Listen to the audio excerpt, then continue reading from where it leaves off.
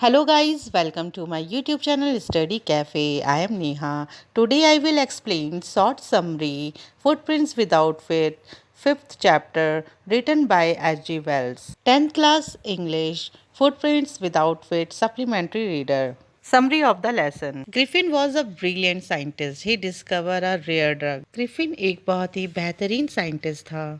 उसने एक दुर्लभ दवाई की खोज की जिससे ह्यूमन बॉडी को इनविजिबल किया जा सकता था. It could make an man invisible और जिससे मनुष्य गायब हो सकता था. Griffin was disliked by his landlord. He wants to eject Griffin out of his house. Griffin अपने मकान मालिक को नापसंद करता था. मकान मालिक नहीं चाहता था कि ग्रिफिन वहां रहे.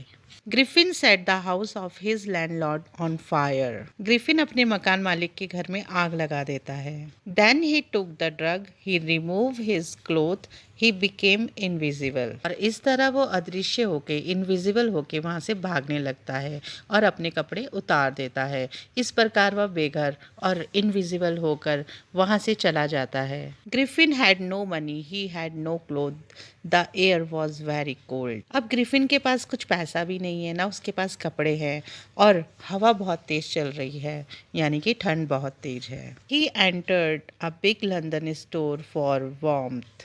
इस तरह वो ठंड से बचने के लिए एक लंदन के स्टोर में घुस जाता है, प्रवेश करता है. He broke open boxes and wrappers. He put on warm cloth, shoes and hat. उसने एक संदूक को ओपन किया जिसमें से उसने वार्म क्लोथ यानी कि गर्म कपड़े, शूज एंड हैट निकाले. He ate cold meat, took coffee and wine. इस तरह उसने वहाँ पर ठंडा मीट खाया, कॉफी पी और wine P. Then he slept in quilts. इस तरह वह रजाइयों के ढेर में सो गया.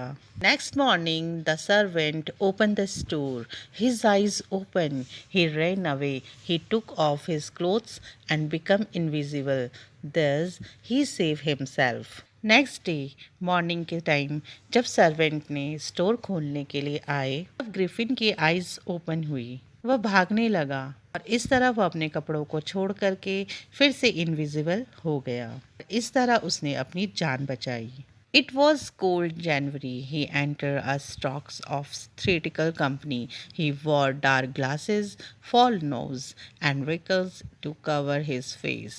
He hit the shopkeeper and stole his money. जनवरी का टाइम था. अब ग्रिफिन नाटक कंपनी में एंटर करता है.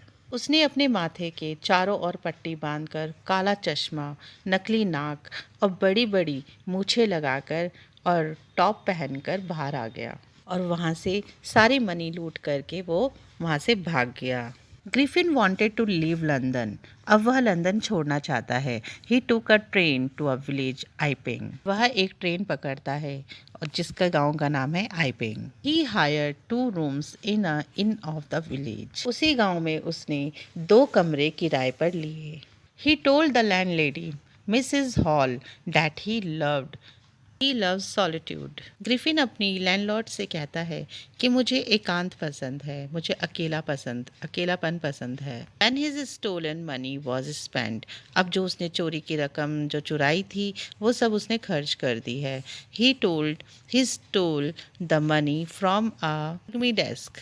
अब वह पादरी के ही घर से पैसे चुरा लिए. उसके डेस्क में से पैसे चुपचाप से चुरा लिए. The clergyman and his wife hear the chinks of money. अचानक से फादर और उसकी वाइफ को मनी की आवाज़ आती है, खनखनाने की आवाज़ आती है. They found no one in the room. मगर उन्हें रूम में कोई भी नज़र नहीं आता. The money was missing all the same. और उसके पैसे वहाँ से गायब हो चुके थे.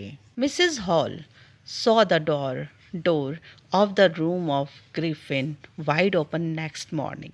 Next morning, Mrs. Hall अपने रूम को देखने गए और ग्रिफिन का दरवाज़ा जैसे ही वो खोलती हैं, she and her husband tried to search his room.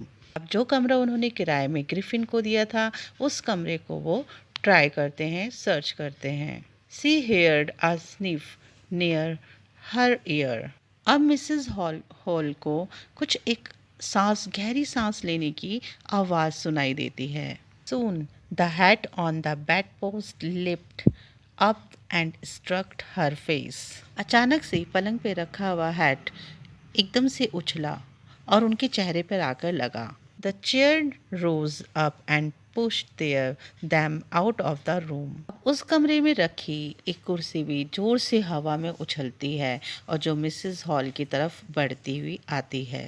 Mrs hall बहुत ही डर जाती हैं। People begin to suspect that Griffin had a hand in the theft of the clergyman. वहाँ के रहने वालों को अब पता चल जाता है, डाउट हो जाता है कि इसमें कहीं ना कहीं उसी वैज्ञानिक यानी कि ग्रिफिन का ही हाथ है। Constable was secretly sent for. अब वहाँ पर एक कॉन्स्टेबल आ जाता है।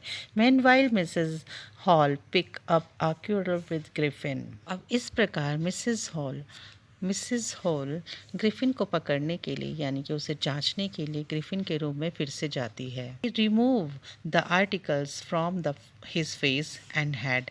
और यहाँ तक कि ग्रिफिन अपने फेस से अब जो भी बनावटी चीज़ें उसने पहन रखी थी वो उतार रहा था। Was now a headless person. अब वो किस तरह नज़र आ रहा था? एक हेडलेस पर्सन, जैसे किसी का धड़ नहीं होता उस तरह से वो नज़र आ रहा था। The constable arrived. कॉन्स्टेबल अचानक से उस कमरे में आ जाता है। He try to grasp the headless man. अब वो उस हेडलेस मैन को देखता ही रह जाता है। He became more and more invisible. और इस तरह से वो जिस तरह से अपने कपड़े रिमूव करता है उस तरह से वो गायब होता ही चला जाता है। ही हिट द पीपल। और वो लोगों को धक्का मारता हुआ वहां से निकलता है। दे वर फ्राइटेंड। वहाँ पर सारे लोग बहुत ही भयभीत हो जाते हैं। The constable was knock down unconscious. इस तरह से वहाँ का जो कांस्टेबल है वो अनकॉन्शियस हो जाता है, चक्कर आकर के वो गिर जाता है। The invisible man shook himself free and went his away. और इस तरह से इनविजिबल यानी कि ग्रिफिन वहाँ से भाग जाता है और अपने आप को फ्री कर देता है।